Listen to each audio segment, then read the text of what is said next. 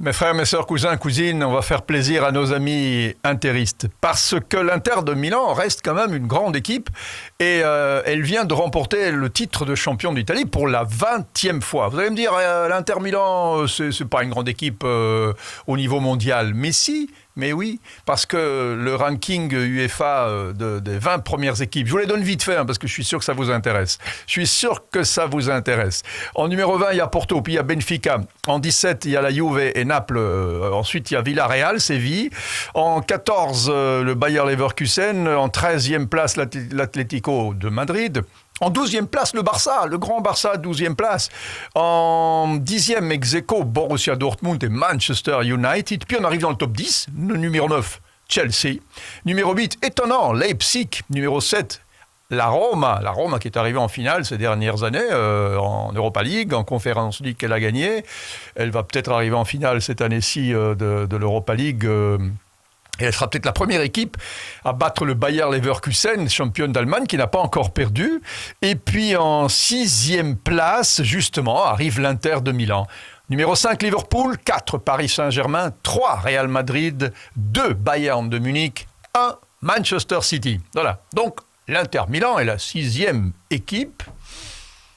Malgré tout, c'est pas mal du tout. Ils ont gagné leur 20e titre italien, ce qui leur donne maintenant 2 étoiles sur le maillot, et ils l'ont gagné en plus dans le stade de San Siro, face à l'AC Milan, en les battant chez eux, parce que bon, c'était un match AC Milan-Inter Milan, et ils les ont battus dans le stade en remportant par la même occasion le 20e Scudetto. Alors l'Inter Milan, c'est une équipe très forte cette année-ci. Je pense que s'ils n'avaient pas été sortis au pénalty face à l'Atlético Madrid en 8e de finale, ils auraient été très loin.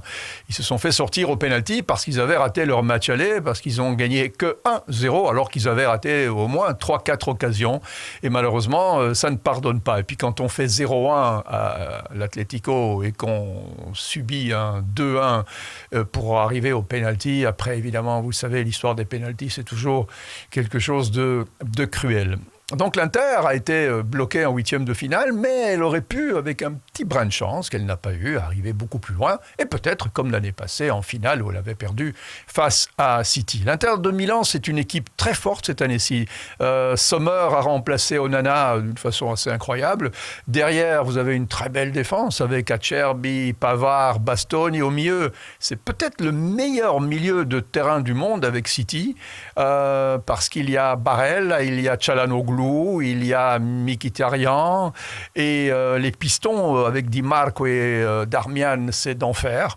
Il y a peut-être devant où c'est peut-être pas faible, mais un petit peu insuffisant dans le sens que le banc n'est pas assez profond. Ils ont Lautaro Martinez, bien sûr, et Marcus Thuram, qui est génial. Ils ont Alexis Sanchez, qui a déjà 36 ans, et Arnautovic, qui en a 35. La profondeur du banc, pour ce qui est de l'attaque, est peut-être insuffisante. C'est ce qui leur a coûté probablement la place en demi-finale ou en finale de la Champions League, parce que c'est là que le bas, malheureusement, a été un petit peu...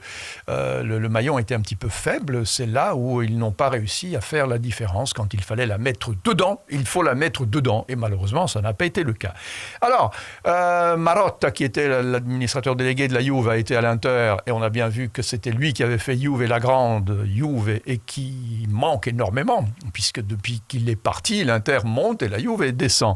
Piero Ausilio, le directeur sportif.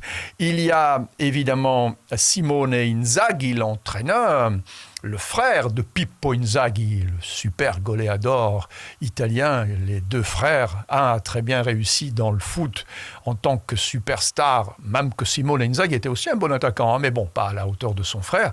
Mais son frère est moins bon entraîneur, manifestement, que Simone Inzaghi. Et puis, le patron, le jeune Zhang, chinois, qui a à peine 34 ans, qui a une tête d'enfant, une baby face, qui lui donne vraiment l'air d'un président improbable. D'ailleurs, quand les Italiens l'ont découvert la première fois, ils se sont dit « Ah, on a un enfant comme président », parce que quand il est arrivé, il y a une dizaine d'années, il avait 24 ans, il avait l'air encore plus jeune que maintenant, alors qu'il a maintenant 32-33 ans, donc l'âge généralement des joueurs qui sont mûrs dans une équipe.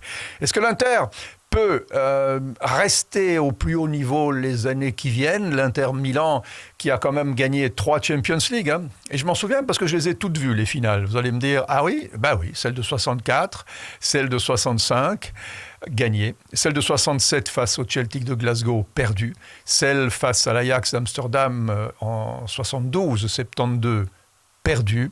Et puis, évidemment, celle de 2010 que vous avez peut-être vue, vous aussi, face au Bayern de Munich, l'Inter des guerriers de Mourinho qui avait battu le Bayern 2-0 en finale, 2 buts du Principe Diego Milito. Voilà, depuis lors, évidemment, l'Inter a fait pas génialement bien, sauf l'année passée quand ils sont arrivés face à City en finale. Et puis cette année-ci, ils ont montré de belles choses, mais ils se sont arrêtés en 8e de finale. Cette belle équipe de l'Inter devrait être fortifiée pour arriver au tout haut niveau, c'est-à-dire les 2, 3, 4 premières équipes européennes. Pour l'instant, je vous l'ai dit, elle est 6e au ranking UEFA, c'est pas mal. Derrière des monstres sacrés, derrière des budgets colossaux, parce qu'il ne faut quand même pas oublier que les budgets du foot italien sont largement inférieurs au budget du foot anglais et au budget de la Liga espagnol. Peut-être pas largement inférieur au niveau du championnat espagnol, mais quand même inférieur. Et donc, malgré tout, l'argent vous permet d'acheter des grands joueurs. Et l'Inter n'a pas l'argent qu'elle avait dans les années magiques, début des années 90 en Italie, là où le foot italien dominait la planète. Malgré tout, le travail constant de garder le même entraîneur, d'avoir un administrateur délégué comme Marotta, d'avoir une logique d'affaires qui est stable, qui est sérieuse, qui est gérée, comme on dirait, d'une façon sage, sans coup d'éclat, mais constante, a permis à l'Inter de se hisser au plus haut niveau et d'y rester. Voilà pour nos amis interistes. 20e Scudetto, 2e étoile, belle saison. L'année prochaine, peut-être encore mieux. Et n'oublions pas quand même que la concurrence à Milan est rude. Hein. Il y a Milan AC qui a remporté 7 Champions League, qui elle aussi n'a pas tout à fait digéré ce qui s'est passé cette année-ci. Surtout offrir le titre le soir même où elle espérait retarder l'échéance dans le stade de San Siro. Ça a été vraiment un coup de poignard dont les milanistes ne se remettront probablement pas de sitôt. Mes frères, mes sœurs, cousins, cousines, abonnez-vous à la chaîne YouTube si c'est là que vous nous regardez. Et si c'est sur Facebook, très bien, continuez comme ça. À très vite.